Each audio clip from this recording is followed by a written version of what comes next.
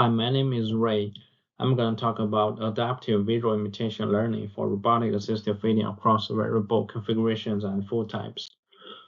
First, our goal is to build robotic systems to assist individuals with feeding difficulties, but achieving robust and adaptive food manipulation such as scooping is very challenging.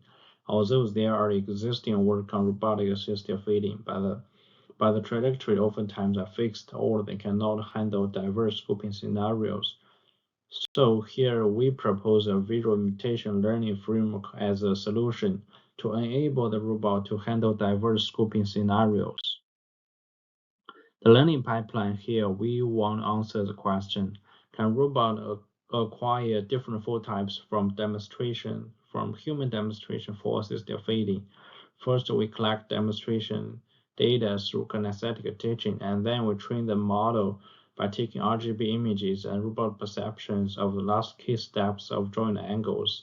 The key component here is a spatial attention module, which can achieve diverse scooping across different boat positions and food types.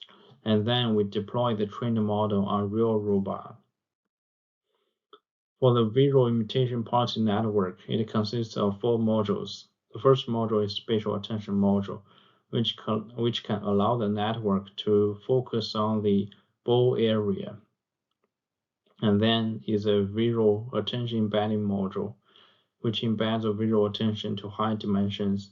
And third module is robot perception embedding module. And the fourth module is control action module, which output control action for the robot. For the experiments, we test across variable positions with 3 different positions on the table. And then we test across varied bowl configurations and also varied food types. Across all these different scenarios, our method outperforms a handcrafted baseline. Here are 2 demos showing the comparison of our method and baseline at one position on the table.